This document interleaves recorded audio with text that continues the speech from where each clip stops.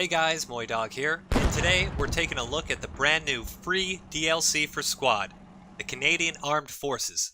You heard that right, this DLC is a full, free update to the game if you own Squad, and comes with a brand new set of weapons, vehicles, and 2 new maps. From a bolt-action sniper rifle to the Leopard tank, and even a real snow map, this update is a huge addition to the game, and I think the Canadians are going to quickly become fan favorites.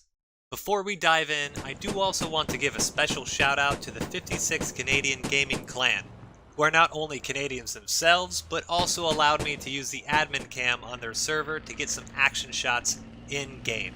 I'll put their server and contact info in the description below if you want to learn more and check them out yourselves. Now, I'll go over all the specific kits here in a second, but the primary weapon for the Canadians varies between the C7A2 or C8A3, which are based on the American M16 assault rifles. They operate in either semi or full auto fire modes and come equipped with either the C79A2 optic or the ET552 sight. Yes, the hollow sight has finally come to Squad.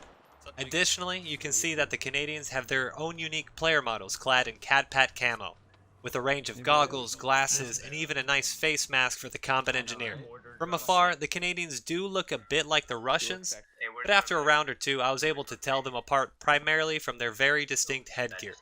You'll also notice a lot of smaller details for the faction itself, like the squad leader kit having a slightly different skin on his C8 compared to the other stock variants. For the rifles themselves, the C7 and C8 did feel very similar to each other, and it did take me a few shots to get a hang of the recoil and optics, but after that, I actually really liked this rifle.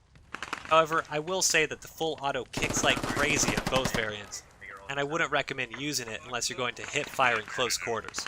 So that way you get an idea of the differences between the two, here's a short clip of the C7 in both modes, followed by the C8.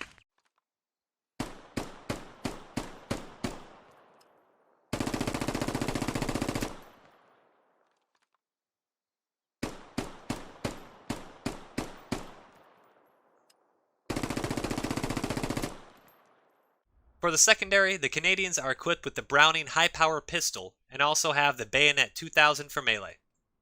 Now, we'll go kit by kit, and starting with the command and support, just as we mentioned earlier, the Canadian squad leaders are equipped with the C8A3 and have a choice of either optic, as well as the standard grenade, smokes, and bandages that other SLs have. Both lead crewmen and crewmen also run the C8A3, but are restricted to hollow sights.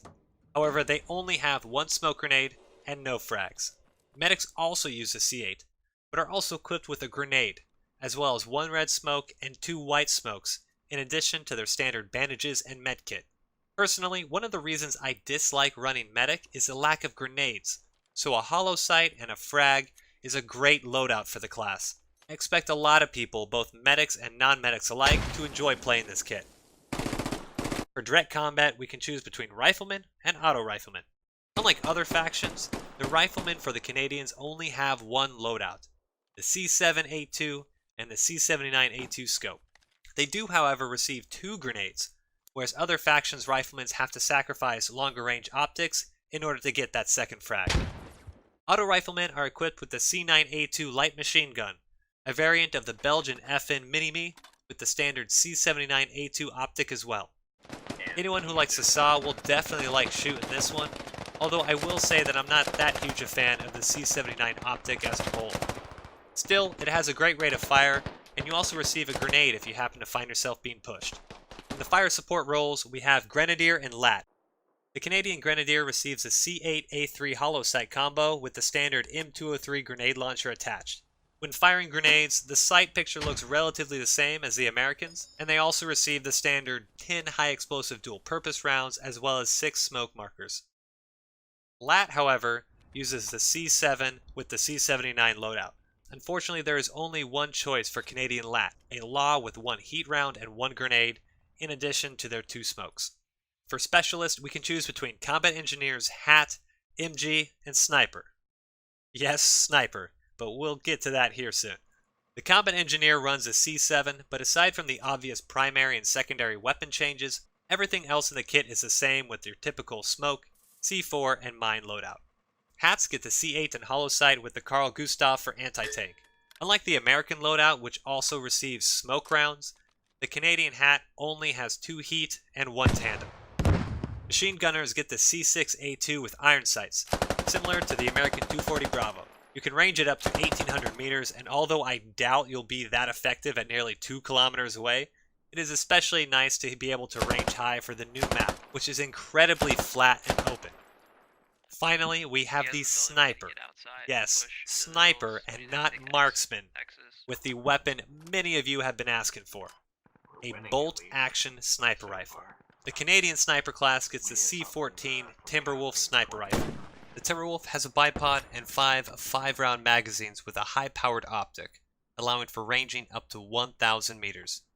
As expected, the rate of fire is rather slow, but playing around with it in-game, it does seem like you can pull off one-shot kills if you aim really well. The kit also comes with a couple smokes and a frag grenade in addition to the high-power pistol if you do have to fight close quarters. In order to help balance the rifle, this kit is also limited to 1 per team, so choose your sniper carefully. I was able to use this rifle during a territory control round on Manic 5, and even though it does have the potential to be low-wolfed, I highly recommend communicating with your squad and positioning yourself over areas that your squad is either pushing towards or zones you'd like to lock down. I managed to keep entire squads pinned down with sniper fire, and even if the shot didn't land, the sound itself keeps heads down.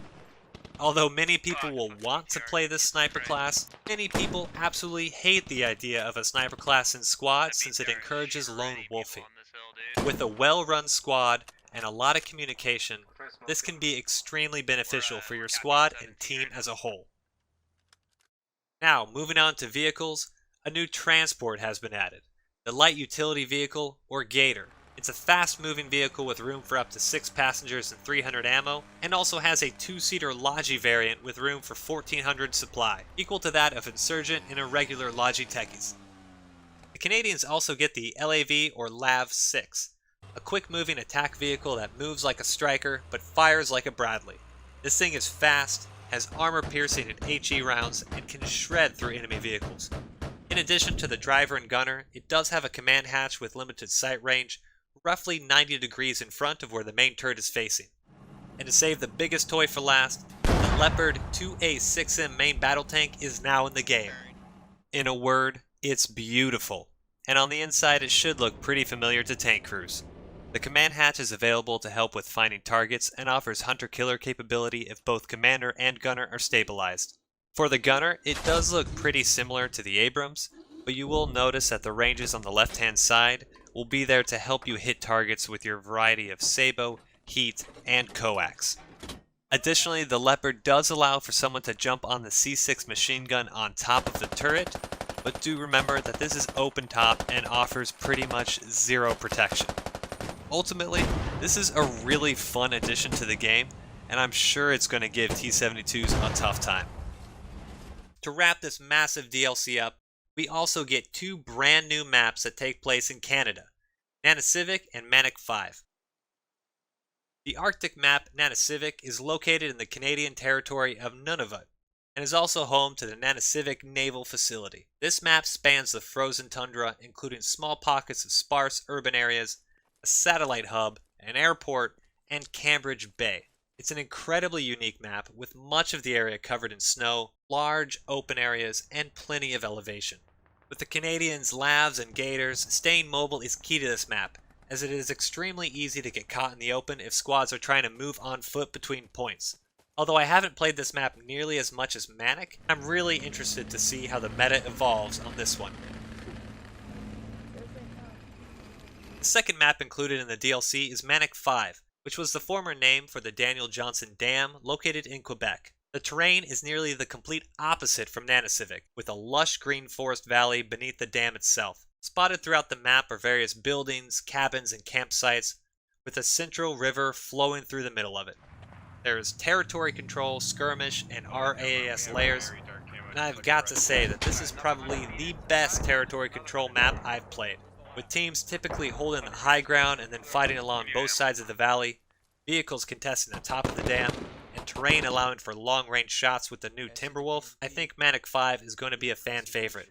In addition to these two brand new maps, the Canadians can also be played on various layers on Gordok and Yeho.